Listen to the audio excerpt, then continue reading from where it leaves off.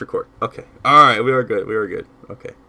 But be mindful of that. I don't want to get you. I don't want to be the reason No, why you're no, in no, trouble no, for no, anything. You know. no worries, no worries, no, no, all Okay. good. Okay.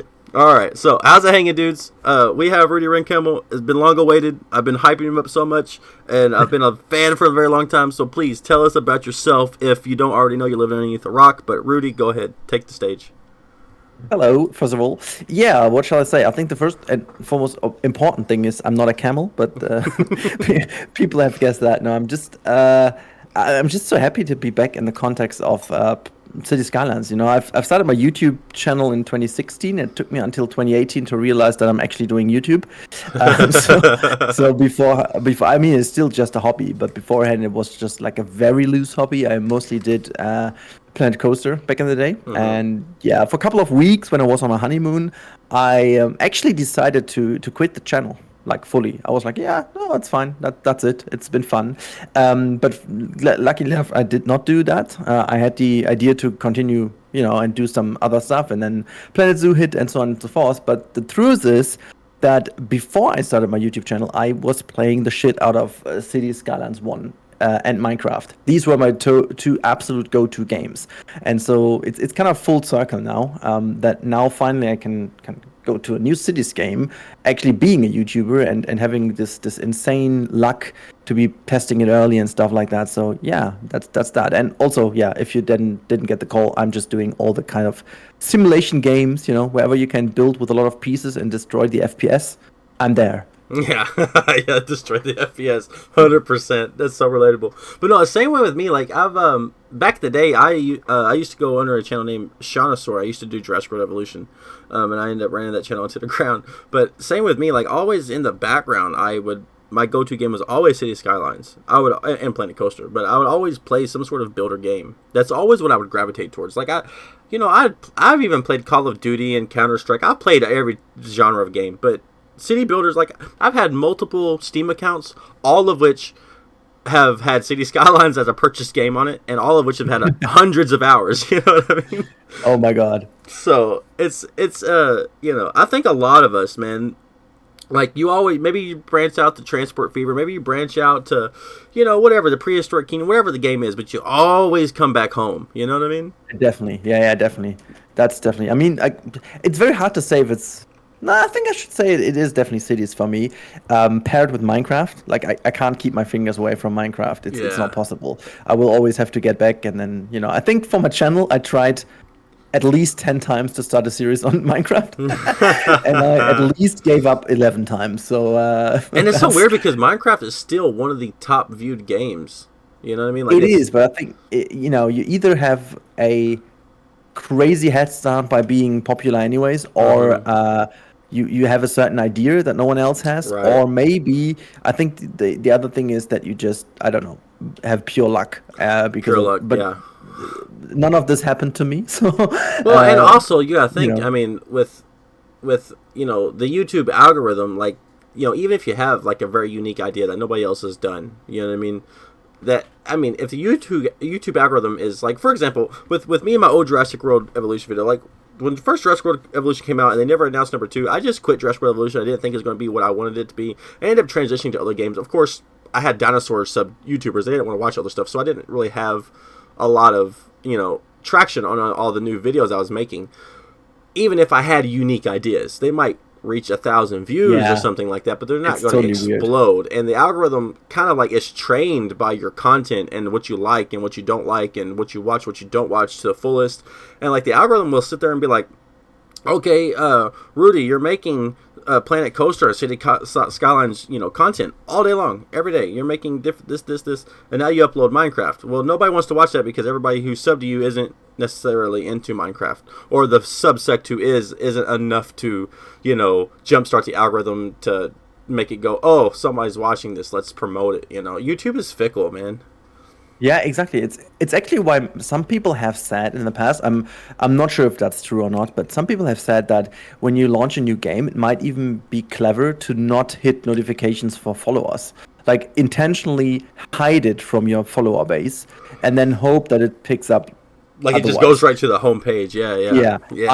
I have done that a couple of times, and I can tell you it didn't even pass like 100 views. So then I deleted them again, and I was like, yeah, no, I don't do that again. It is so weird, man. There is so much weird stuff going on. I think I speak for a lot of people. There were a couple of years ago, or maybe 2 years ago, there were a couple of Planet Zoo videos.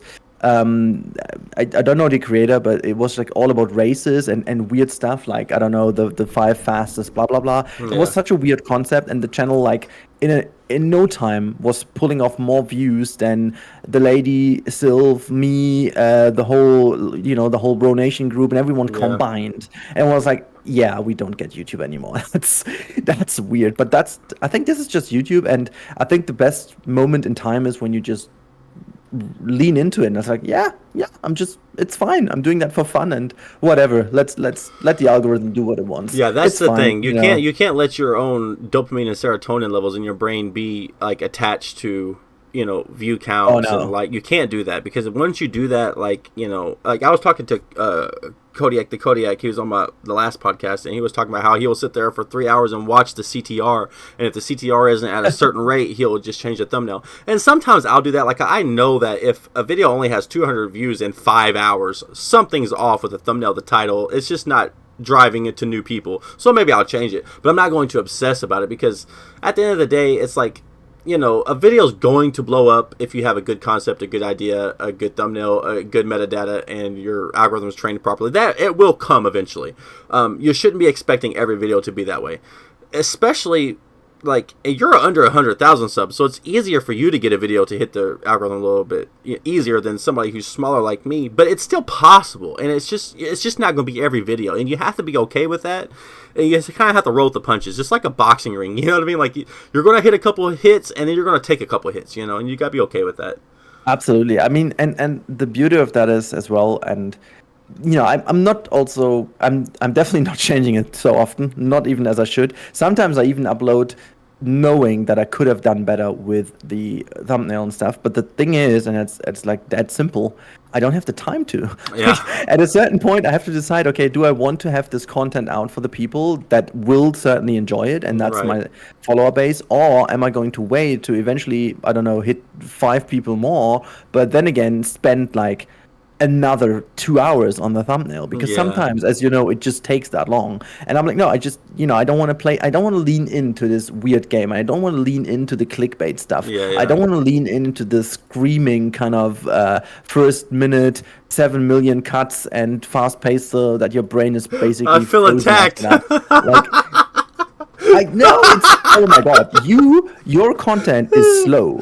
Is You slow. think so? Oh, man. It's slow and easy and calm in comparison to what I mean. I think, everyone knows Mr. Beast, and I think Yeah.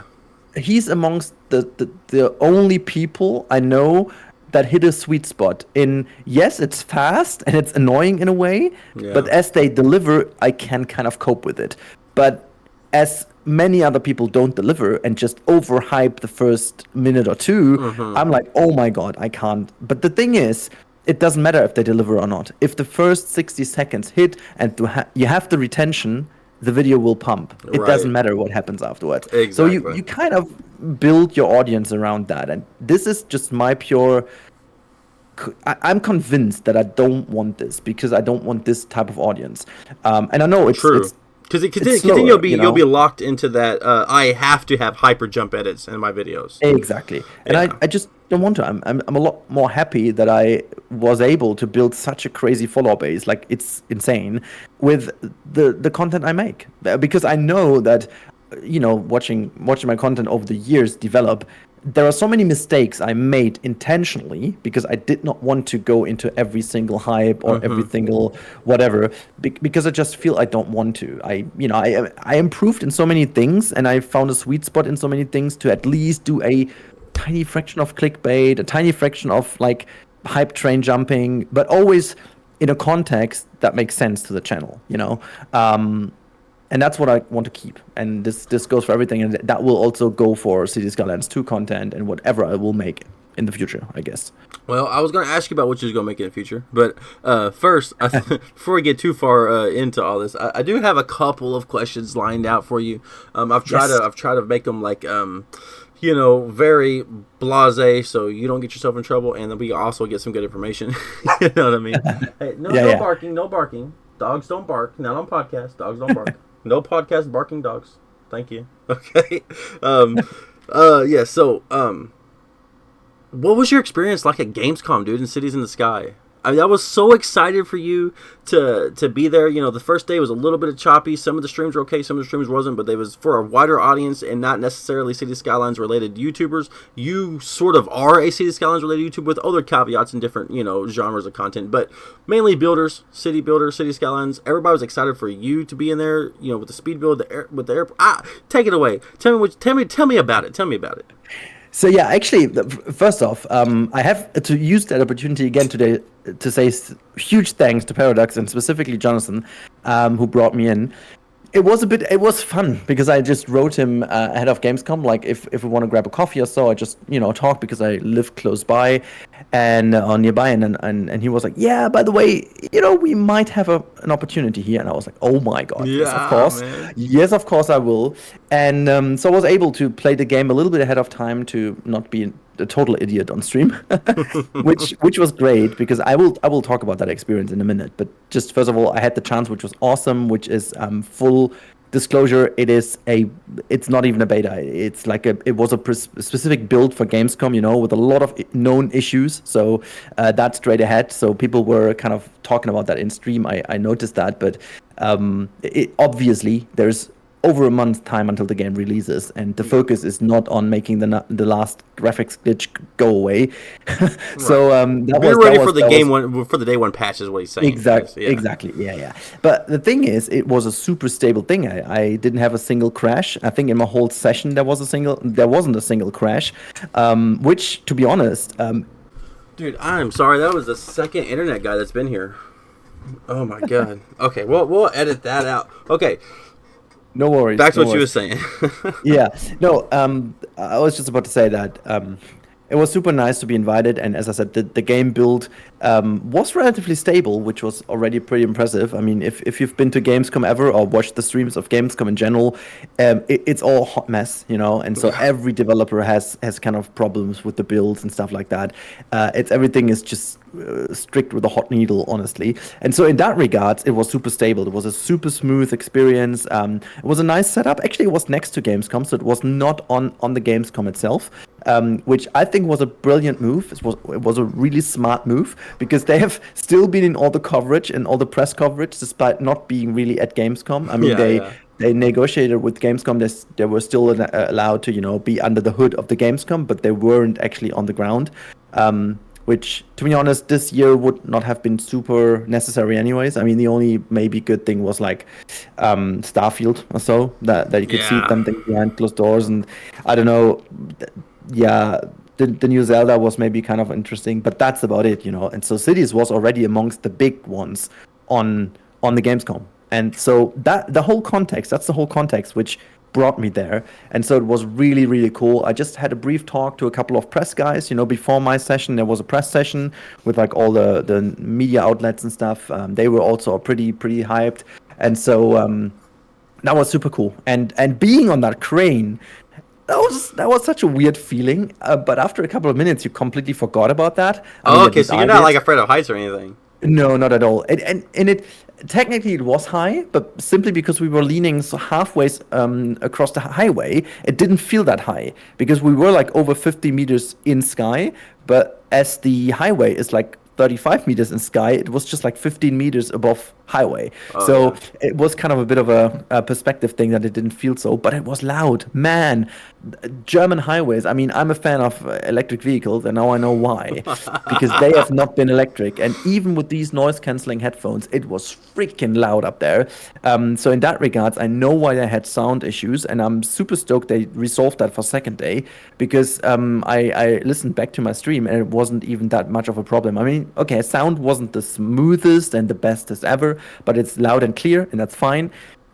However, the real life situation has been awful because it was traffic overall, it was crazy, and so that was pretty hard to concentrate for many people, I guess, like being in sky, leaning in wind, having a new game you never played before. Because I Yeah. mean, I can only talk for myself that I did play a couple hours beforehand to get used to it.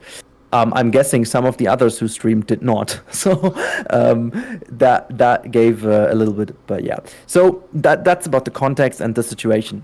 Yeah. But the game itself plays really good. Like, it's hard to describe when you've never played. I already answered so many comments on my channel. Obviously, so many new people from the Cities community coming in because, I mean, granted, my last City series is quite a while back. I did one video now, I think 2 or 3 months ago, but like proper videos is like over a year and a half ago. So everyone who came new into my channel did not really know that I played beforehand. So I have to say I am quite used to Cities Skylines 1, including all the mods or vanilla as well, because I played vanilla for like years and then I got back into it with all the mods. So I would describe it like purely emotional from my feelings. It feels like every mod, like if you put together your perfect array of Cities Skylines 1 at the moment, this is the starting point for Cities Skylines 2, plus a little bit more solid feel when it comes to the stability of road building, and it's something you can't see in the footage, but it feels a lot more like a proper game does, like little things. For example, you grab an object and you have snapping activated. There is like a little wobble around the item, and you get a kind of little bit of feedback in your mouse when you connect to it. It's like very subtle because they have a good sound design with it. They have a good snapping. You can even decide which type of snapping you want to have now, which is also very helpful. And this is something you do not notice when you just watch a stream or so. But as a player, it makes such a difference because you know that something tucks to the grid or it doesn't. You know when it's floating above ground just before you click to put it down. You get a nice feedback when you put it down, These are little things to notice that you don't have in Cities Skylines 1. Because what Rudy, not to interrupt you, but what Rudy is talking about here is the feel of the user interface. And it has a feel to it. And that's what he's describing here. And that is something that I'm glad I had you on, because that's something that you can't, you can't ascertain for yourself by watching somebody, that high up in the air on a, what I mean? Like, it's just, that's something that you have to be a part of the game in that moment to be able to feel that, right?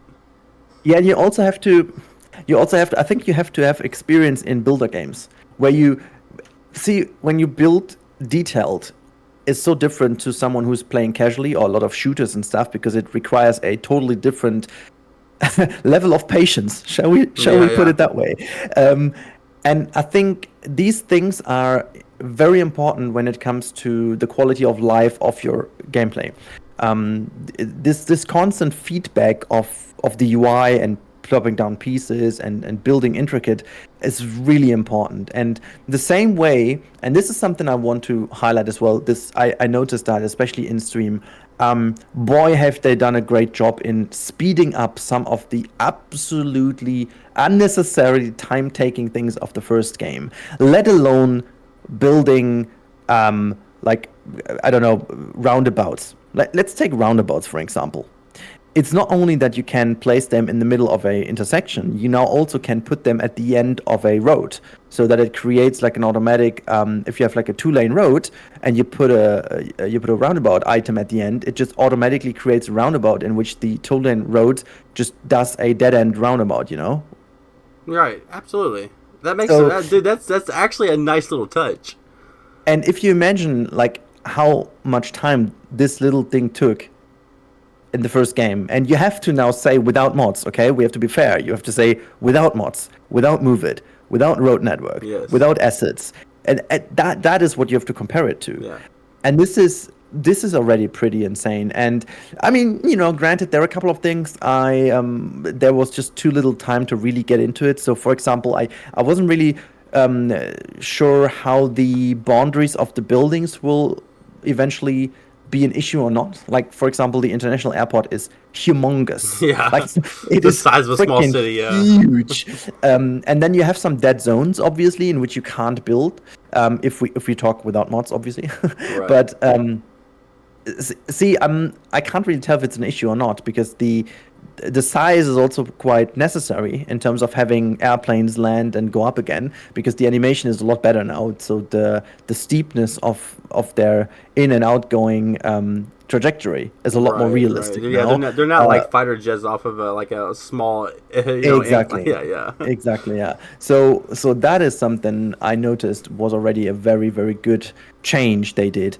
And then it requires a lot of land. I mean, people were complaining that I was putting high rises too close to the airport anyways. And then the same people complained that I can't build closer to the airport, which in itself was already pretty funny because that made no sense at all, but okay. Yeah.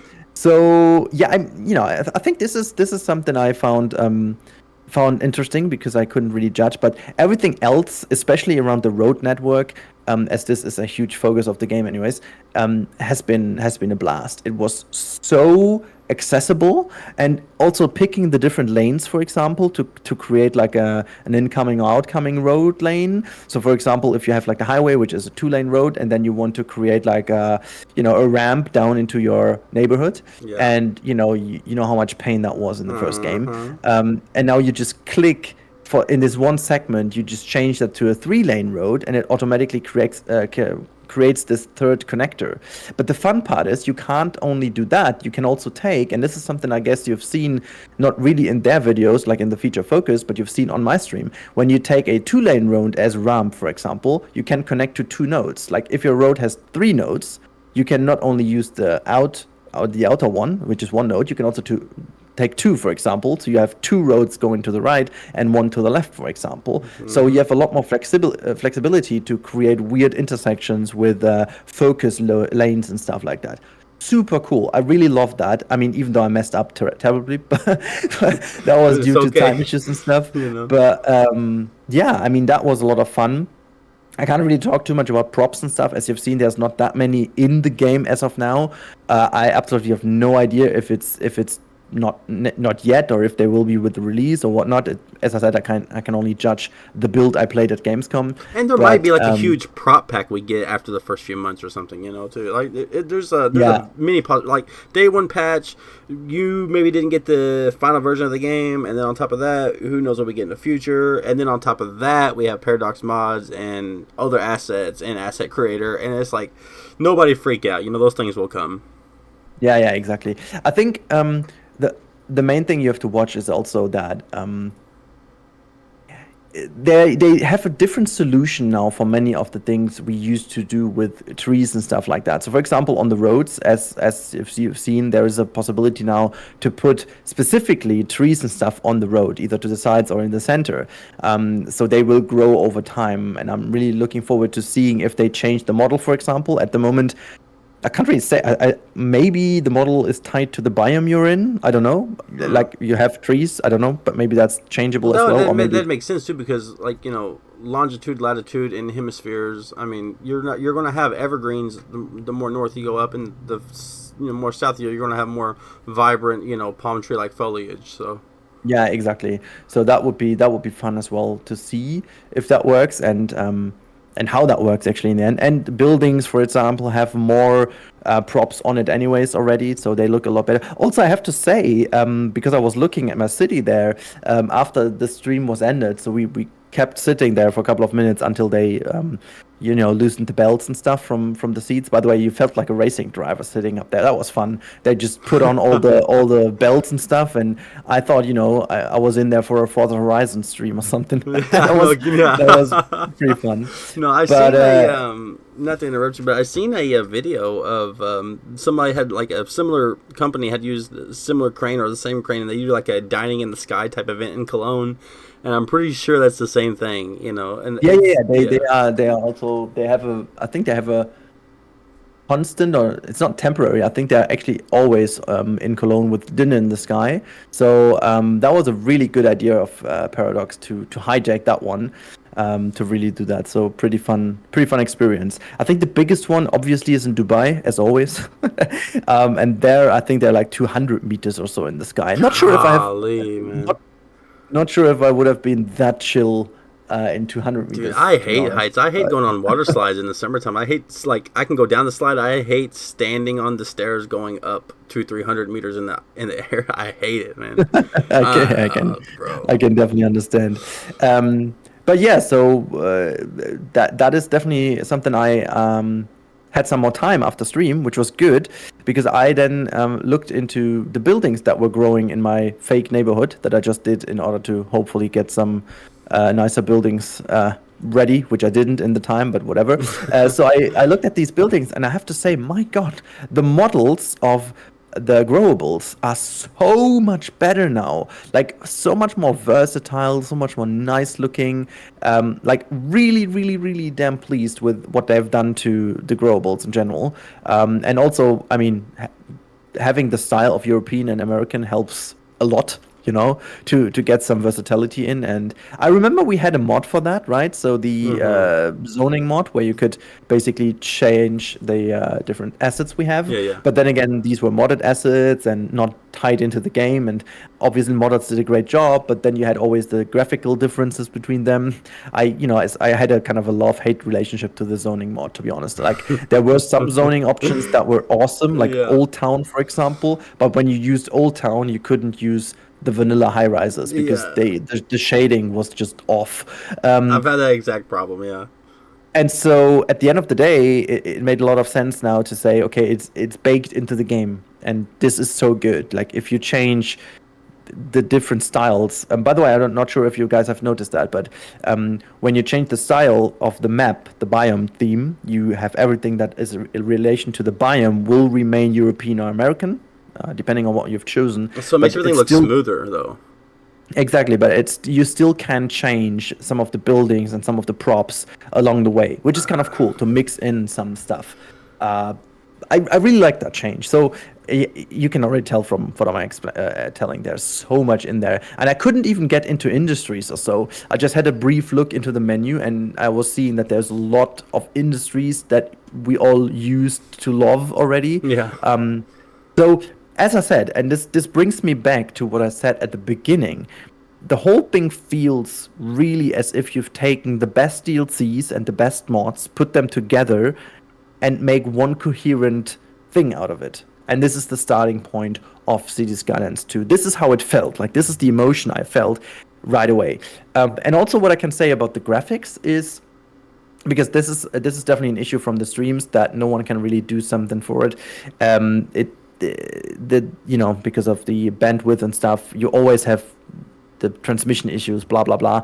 It looks a lot better when you play it, like a lot better when Yeah, you play it. I've seen a lot of comments, not only on your channel, but even on my channel. A lot of people said like, "Oh, the graphics look horrible. I can't believe they give us such, crappy graphics." I'm like, look, you guys don't understand that you're seeing, something that wasn't even recorded in 4K now being dumbed down with frames, and then you have to worry about your bit rate that's also being, and then then they take that video and they render it through their own, software, and then by the time you get it, it doesn't look the same as if you would be playing it on your own monitor. You know what I mean? Yeah, I try to exactly. explain that to people, but people just don't. Can't seem to comprehend that frame rate and bit rate 100% make the game look worse than what it looks like on your monitor. You know? Yeah, absolutely. And granted, there were a couple of issues and glitches. You've seen it on stream, you've seen it in different videos, but nothing that really worries me. Honestly, there's nothing that really worries me. Most things are shading, Unity-based, blah blah stuff. It's rather simple. Yeah, not worried at all. But the one thing I can say is that the weather effects and stuff and the day and night cycle, oh boy, that looks so much better. It looks really like as if you found the perfect eye candy settings. And honestly, and just put a bit of relight in it, and honestly looks good. But what the game definitely has a lot better, and I'm wondering why not a single person has talked about that. At least I didn't have single comment about that. But the VFX, man, they look so much better. Like Yeah. steam, fog, rain, everything in that The relation wind is that good. pushes your smog and everything. It's just Yeah, that's like a very exactly. good example, you know. Yeah, Yeah, yeah. You exactly. know, And you've it, actually, without me even having to ask, you've answered like three of the questions I have. all right, Uh, go on with the ones I haven't. well, I was gonna ask about what kind of mods that the game is incorporated already. Like I was going to use precision engineering for an example. You know what I mean? Like how they give you the angles on the roads. But yeah. And then you talked about the props and all that. And then, dude, I don't know. You're kind of killing it, man. So so what's your plans for September 8th? Have you been invited to upload some gameplay for September 8th, or what's your plans? No, no. And I can, no issues saying that I haven't been, but this is basically was already obvious because I've been to Gamescom. So I think without saying too much, Paradox does a really good job in balancing out what content is made for the fans out there. So I'm really sure that people will be pleased with whatever you see on the 8th. I'm not, but that's again totally fine because I had the opportunity on Gamescom, and I am looking forward to the 8th as well.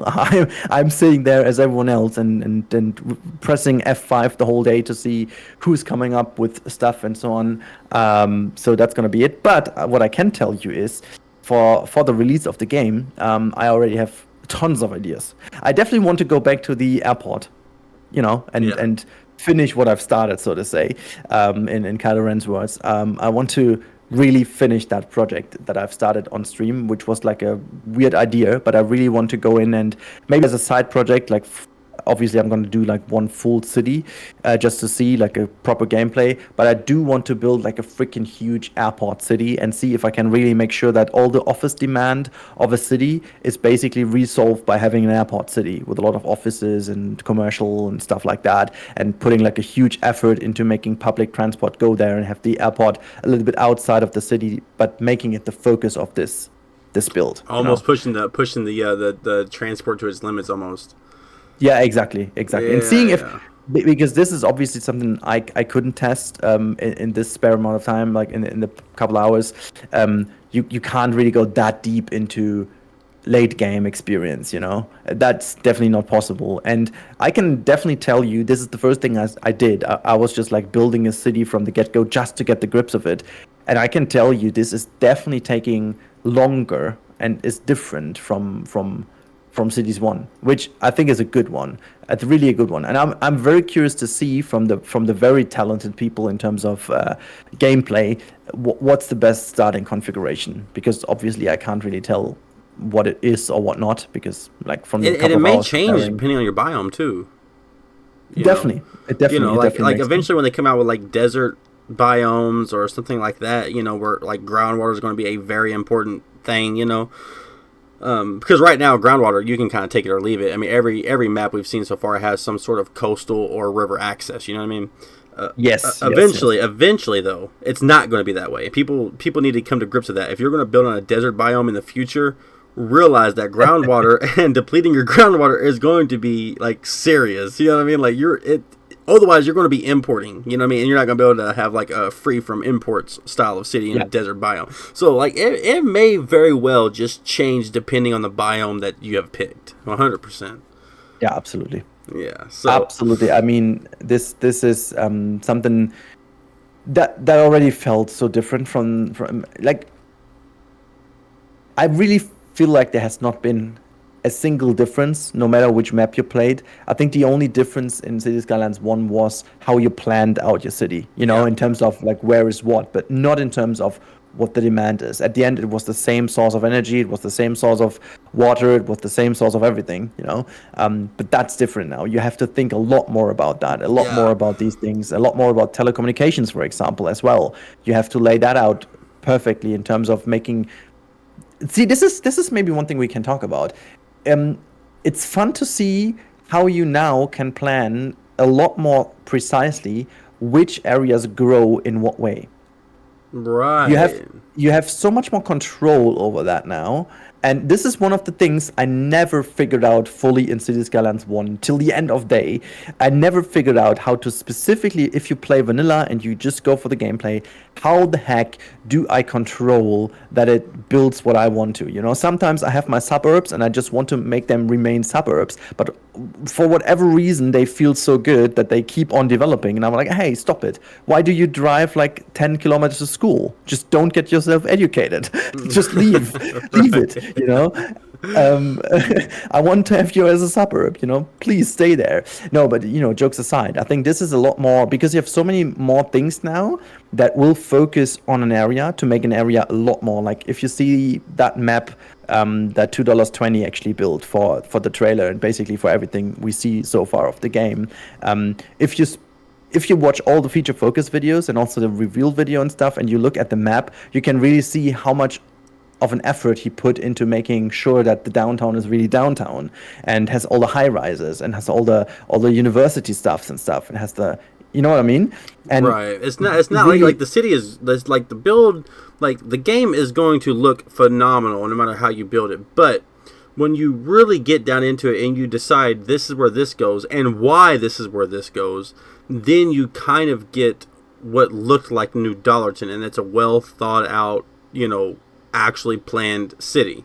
And I think what is very important to mention for people who have not played the first game either at all or with too many mods maybe, this is done without any mod. That includes mods like zoning mods, for example, then we have like President Road mods and everything else like that. You don't have this. So I can't even remember how many mods I used to make my cities look like the way they looked, you know, in order to make sure that we have the different district rules, we have the different viewings, we have the different restrictions of how tall buildings can build and blah, blah, blah. Like where so many things that you... Exactly.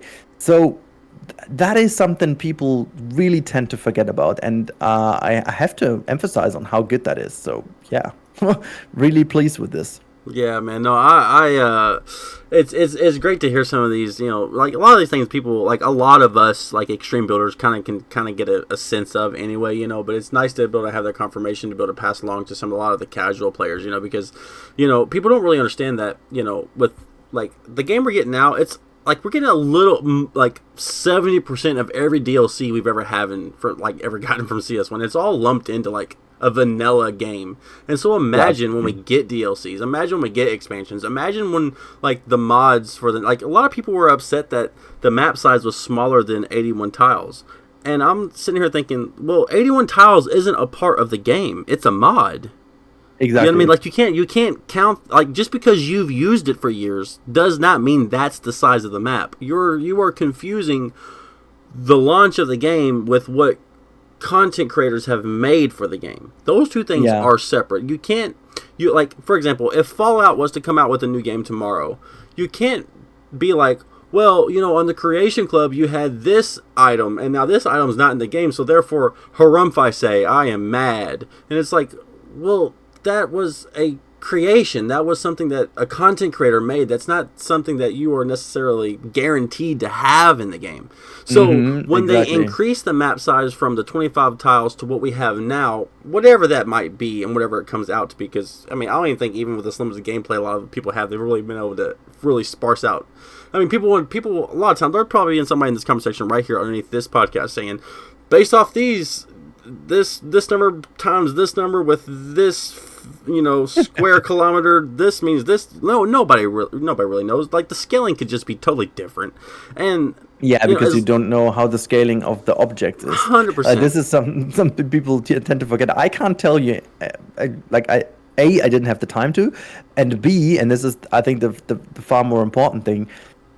You can't even go that much into gameplay to see how far it actually goes. The only thing I can say though, just as a like a feeling, you've seen how humongous the airport was. Yeah. And when I zoomed out, you could easily see that, like I think from a perspective point of view, you could put a second one down and it would work. So that's how large it is.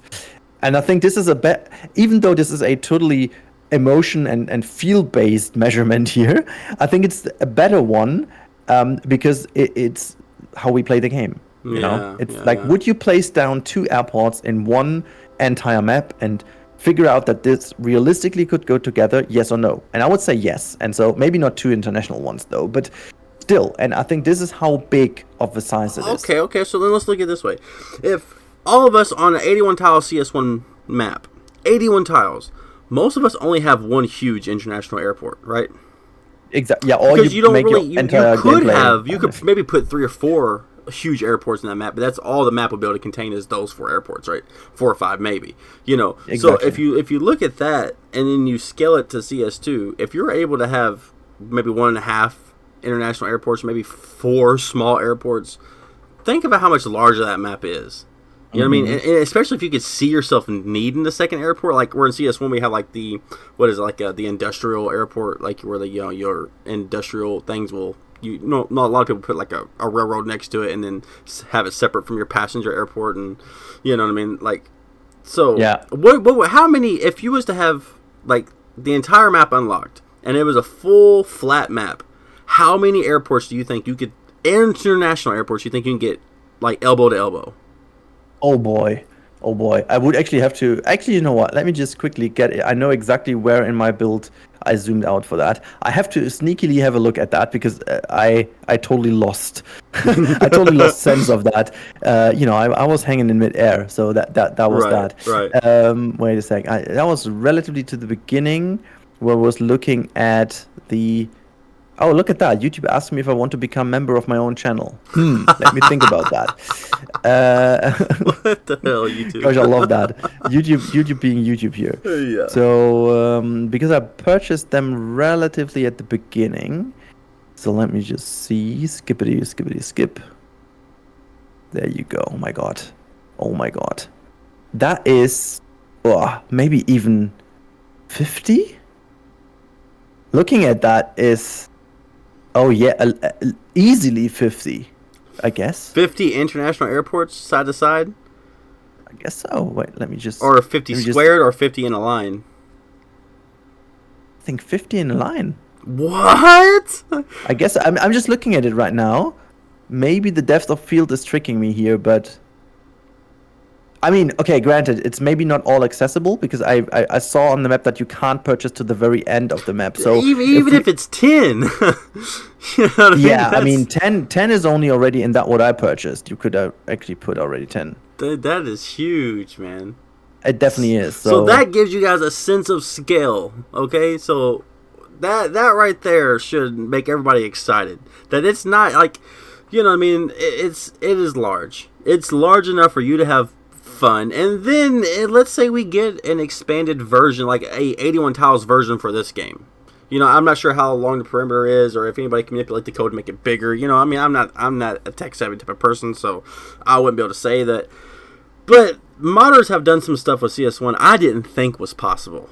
You know what I mean? I didn't think that you'd be able to do that. So you never know what could be happening, and you never know what's coming down the pipeline. But this game with the expansion pass, for all we know, in the next 10 years, this game could look completely different than what we have now. And this game is already head and shoulders 100% better than its predecessor.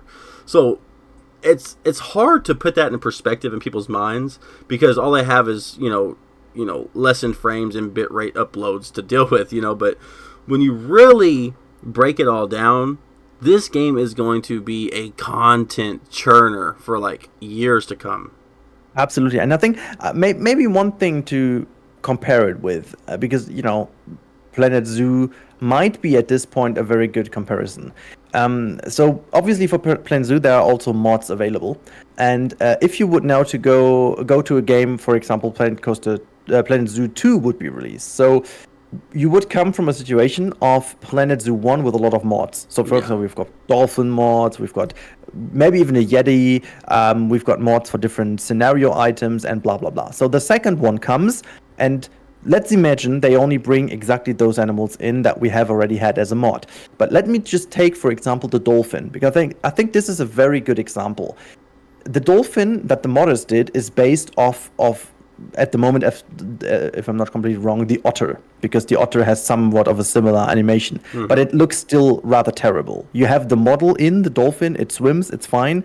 but it's still terrible, and it can also move on land. So a couple of caveats over here.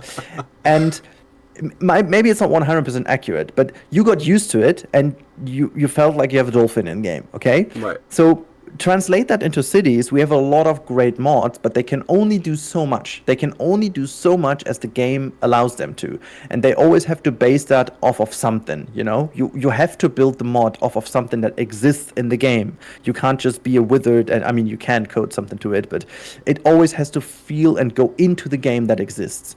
Right. And now the base already has so many of your beloved mods baked into the game, and now they can build off of that. And this is, I think, where the fun begins. You've got so many mods now that everyone can enjoy now, including the console players. I mean, we have to mention that at some point. Yeah, well, that's one of my questions was. I was going to ask you, like, have you had access to or allowed to speak on the map editor or Paradox Mods tab at all? Like, come on, man, Nope. give us something. Nope. I just honestly, I was asked this, and I actually looked back into my footage, and I see that there's an editor button, but I promise I'm not even sure, but I did not press this a single time in the early access build. Anyway, Was you allowed to? Did they? You know, in the NDA, where there's like, no, don't mess with that. Like, I actually don't know, but since I don't have played it, I can't talk anything about it. So that's a good one. I can't that's spoil true. anything. Yeah. You can't even withhold information that you don't have. Yeah. Yeah. No, I think at this point I would say no. Yeah. Well, it's okay because though. that's the safe way now. But the thing is, I can't spoil. No, I have no idea. I just saw that there is a button editor, and you see that also in their footage. Yeah. So there is some sort of editor. I would be madly surprised if there isn't anything like a map editor or something. That would be a surprise, to be honest. Well, and people. I don't think anybody even clicked any of those things. They probably was even disabled. For like that specific area. Yeah. You know what I mean? Like, I think no one did, right? No, nobody. I Nobody. I've scoured every dang stream, man, and nobody has picked any one of those slots. And at least that I've seen. Maybe there's like a streamer that I've overlooked or something, but I feel like somebody would have been like on Reddit or somewhere like, hey, look at this, and I would have found that, because my content is completely around news, so. Actually, not that I'm aware of. I mean, no. Yeah. There's nothing. I know that there are a couple of issues. It's, as I said, there were some glitches and stuff that they're aware of. So obviously we don't need to pinpoint these. But other than that, it's totally fine. There's nothing I can say. Nothing I can say but wrong. But the Paradox mods, though, that's for like that should be like, it's on the main menu. So, and that menu is gonna be ported to all platforms. So console mods ? Confirmed. Oh my god, I don't know. Honestly, I don't know. Because it seems like that's the route it's going, though. If we was to speculate, you know what I mean? Let's speculate here. Like, it's on the main menu. They've said that it's console friendly. They've built it with consoles in mind. And if it's not going to be on console, why would they show the Paradox mod menu tab? That would because consoles are such a large demographic of players. It is a gold mine of players to tap, right? So if you get your game on console outside of PC, you are raking in the cash. So then you show that on screen only to get called out for it after launch because it's not for consoles. They're smarter than that. You know what I mean? They're smarter than that. See, I've done so many early access things in my life already that I'm absolutely aware of, that stupid things that have happened in early access that should have not been there. No one saw that, and at the end, people were actually very unhappy.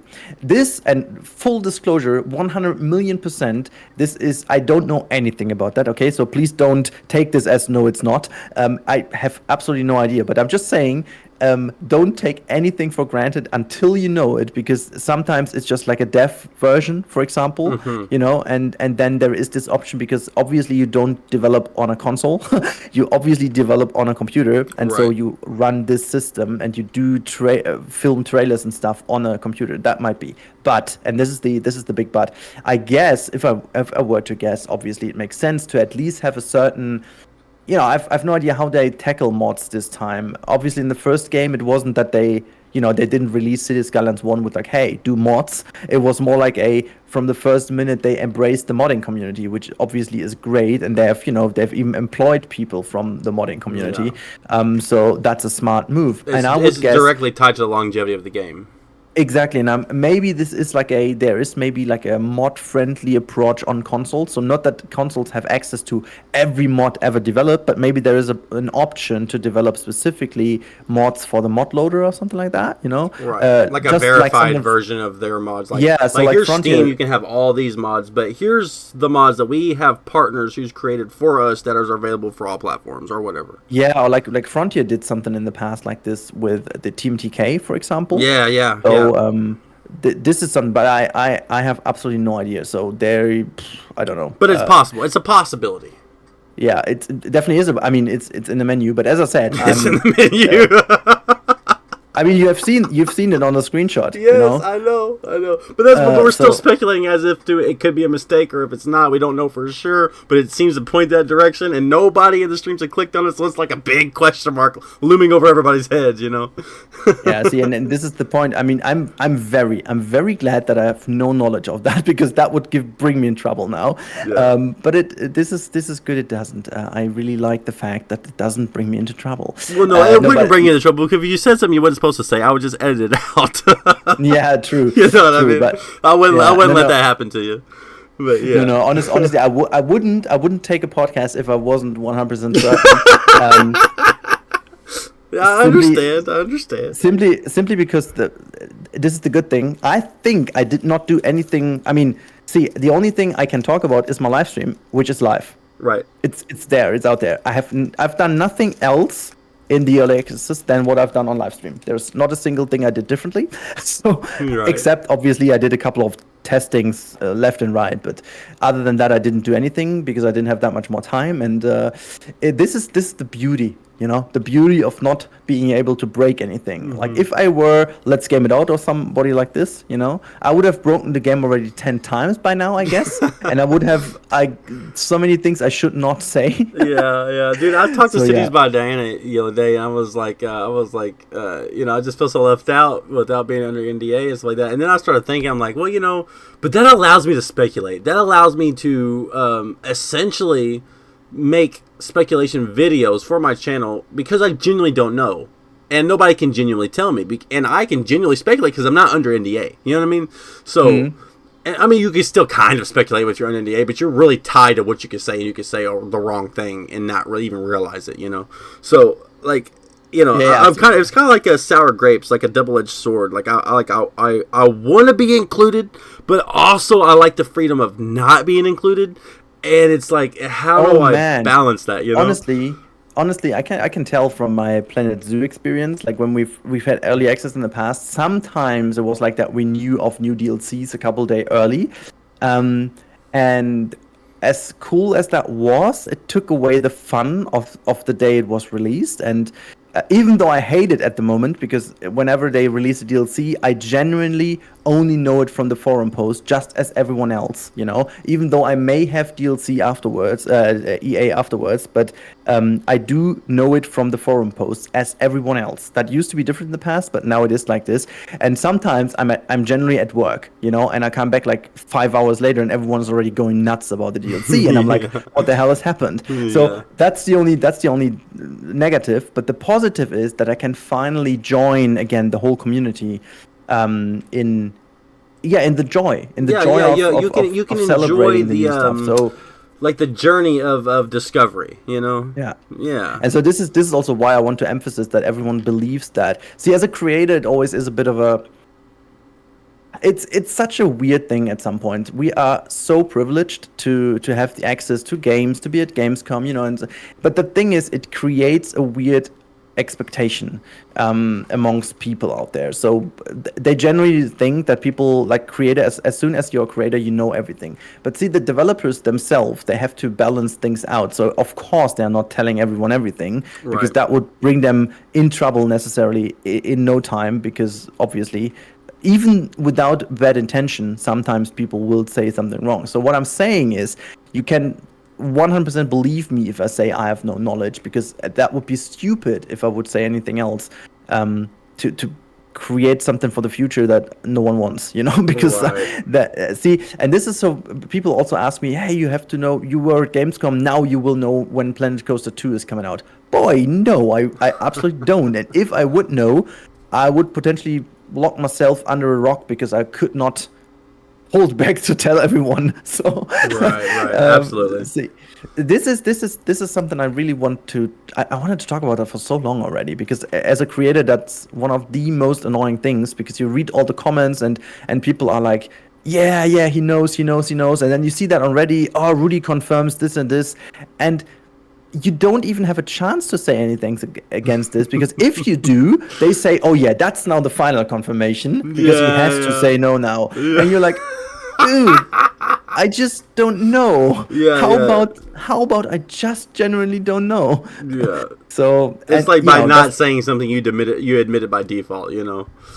Yeah, it's exactly. Like, So no, I understand that, man. I could whenever I had early access to Parkosaurus, back in the day, because again, Jurassic World Evolution, you know, they were people who came to me and was like, we want you to promote this game, blah blah blah, and we really like your channel, blah blah blah. And then I felt that same way, man. Like I was able to upload an entire, like, edit a video, everything the day before I upload and all that kind of stuff, and it really did kind of like don't get me wrong, it was nice to be able to have the game early and for content reasons be able to get out there early and stuff like that. But really, at the end of the day, we're talking about hours difference, and and to be spoiled on a game early instead of experiencing it with all your peers at the same time and everybody discovering same things at the same time and figuring things out together, that really does take away from from the experience of what you could have had whenever you're able to, look at it early and do all this stuff, which I am grateful to be able to do since I'm a content creator. But at the same time, it's like, man, I want to be able to sit there and like maybe even live stream or even just play in my off hours, off stream, and just experience like everybody else does, where you're able to do that a day early, but you're doing it for content reasons. You're not doing it for the love of the game. You know what I mean? Mm. Yeah, and that's definitely a good point. I would ask, we're coming up on an hour, minus my little interruption, but no worries. Yeah, what do you think is your favorite thing so far about Cities Skylines 2? It's a very boring answer, but it has to be the road tool, or the road tools, I should say. It's not boring. Go in. Yeah, I mean, it's weird because I have seen a lot of comments, especially in my community, because coming from like not 100% Cities at the moment, but like a mix of Planet Coaster, Planet Zoo, and Cities fans. There was a lot of, how to say that? Maybe it's like it's a sign of a time, but people were like, oh, maybe it's a little bit too much emphasis on roads. Cities nowadays become much more green, and we don't want that. But at the same time, if you tie in the other controls of public transport, I think it's a really solid system, because you have to see, the better the road system, hopefully the better also your handle of the traffic itself. They kind of go hand in hand, yeah. And so you can build way better city centers without too much traffic, because now parking lots, for example, being a thing, like an actual thing, may help quite tremendously in order to make this all a lot more cohesive, a lot more fun to really explore how much people you can fit into the parking lots. You've seen in my stream, I just plopped down kind of 15 parking lots in the airport area. Yeah. So unfortunately, we were not able to go that far into gameplay, but I would have loved to see afterwards. This is why I definitely have to do that experiment as soon after the game. I would have loved to see how much effect this has, if then maybe no one goes by car and everyone goes by train, or like if they go by car, they just park it in there and then don't go to the actual airport area, right, to the drop-off areas. So that when in the past, where in Cities 1 you always had the craziest traffic jam at the arrival and stuff like that, so you don't want to have that. So maybe this is then this is then better, but yeah, all over, this is by far my favorite at the moment. Okay. Maybe that changes. I don't know. That's a pretty good answer. A lot of people have been like traffic or or traffic accidents, but that's definitely because you're looking at it from like a player, user interface perspective, like what feels the best, what makes the most sense, how it feels to me, how it interacts with me. That's a great answer. What do you think about the life path and like like the chirper and like how all these things are going to go together. Like the new Dev Diary was phenomenal. I mean, it's like Cities by You style of type of thing, or whatever that game is called. It's kind of like it's Life by You or whatever that game is called. It's kind of like that, and it's like it's similar. Like for example, if people's well being gets low enough, you can become a criminal. You know what I mean? Mm-hmm. Or homeless, but you can be content and be homeless and not be a criminal. Like there's variations within I guess the societal hierarchy of the game inside, and it's like they have a chance of, like, robbers, if they're going, or criminals going to rob somebody that, at the scene of the crime, they have a chance of getting away, which is a nice little touch. And there's also things like your Life Pass journal, you're able to follow people and talk about that, and then the chirper, you'll get the like ratio, so you can really see what's going on, and so the chirper makes more sense. What is your sense of, like, how the citizens, like, the life path, and how those types of things interact, and what do you think can come in the future? Shoot me with that. So I'm glad they have the feature focus out, because I thought that in game, but I had absolutely no time to look into that, and I genuinely have no idea if I could have even talked about that at Gamescom. Not at all an idea. So I saw the video and I was very glad, because first of all, props to Paradox. These feature focus videos are beautiful. Like the creation value of these things is off. It's just so good. It's just so good. Just to say that, because I love how they just put that into 3.5 minutes, and you're like, oh yeah, that's awesome. Dude, they don't do themselves enough justice in these little short videos, man. Yeah, exactly. It's so good. But there are two hearts beating in my chest at the moment. The one is, oh my god, how great is this? It gives you so much more of a lively city.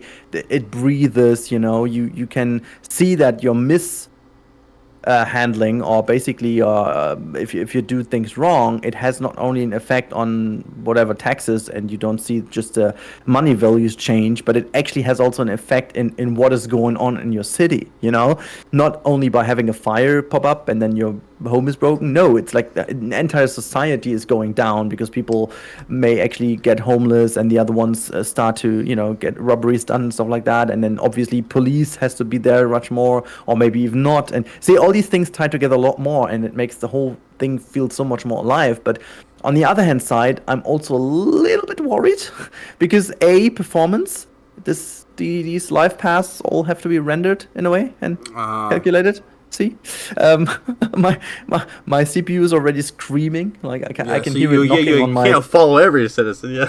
Yeah, exactly. And the other thing is, maybe, but I have faith and trust in Paradox that they do it. But there is obviously a potential of it becoming a little bit confusing. Like if there's going on so much, maybe things that you plan out in the future may be tackled by the fact that these life paths create, I don't know, maybe a neighborhood go nuts before it actually should. Yeah. I don't know.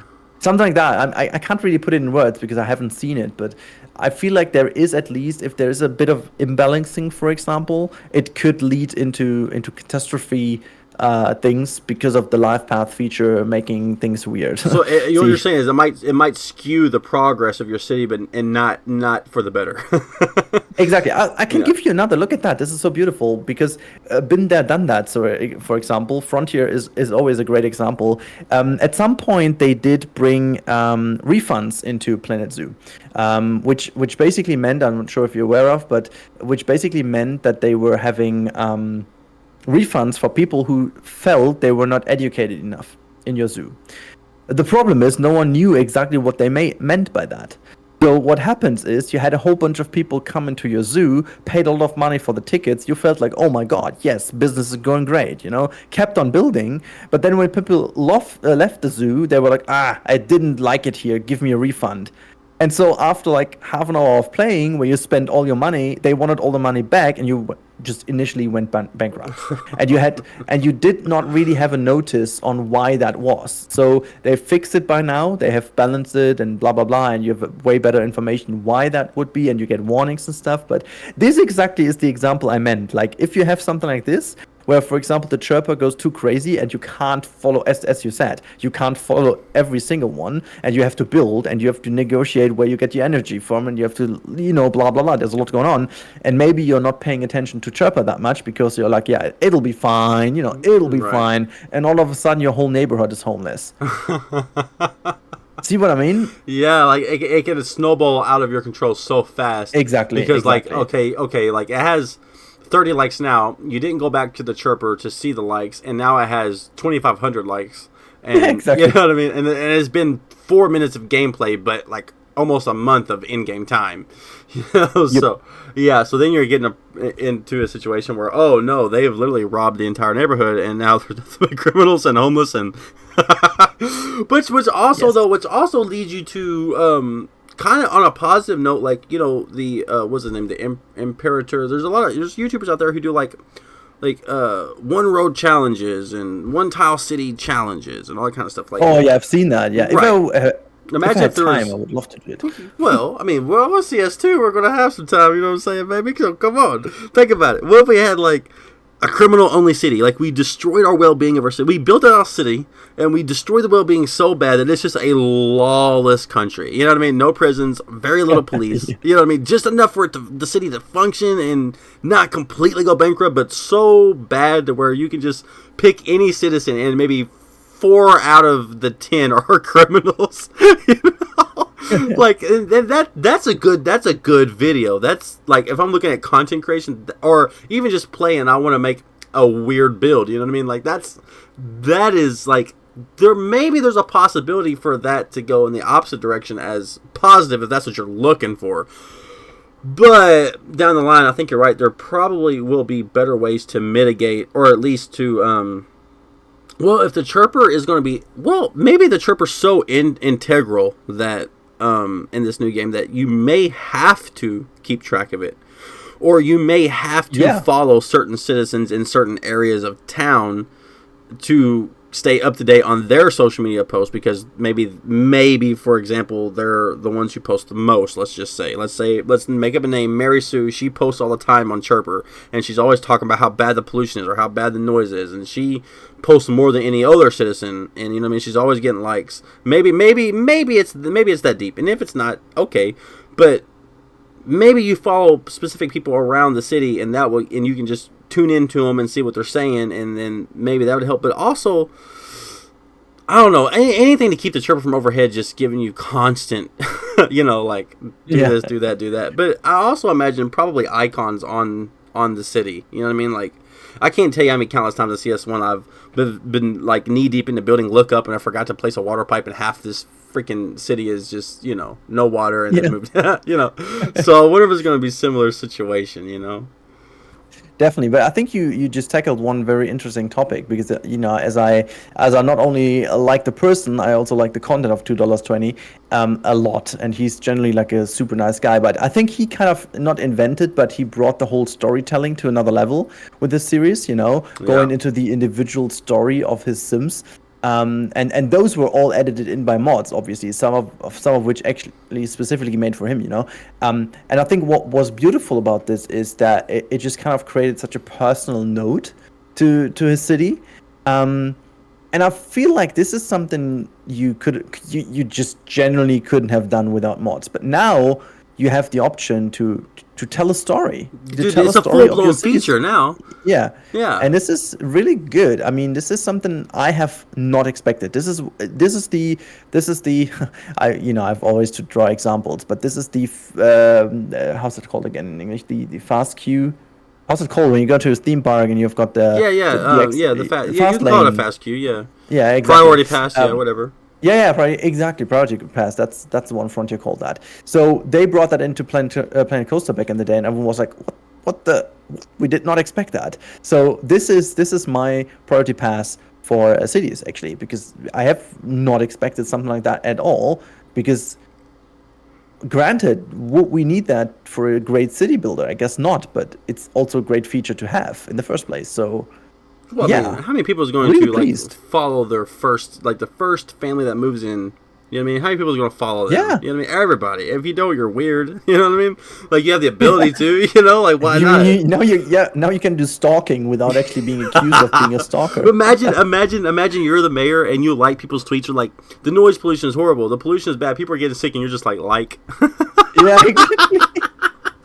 Oh man, you do have control over your influences, or maybe you can even go look at that.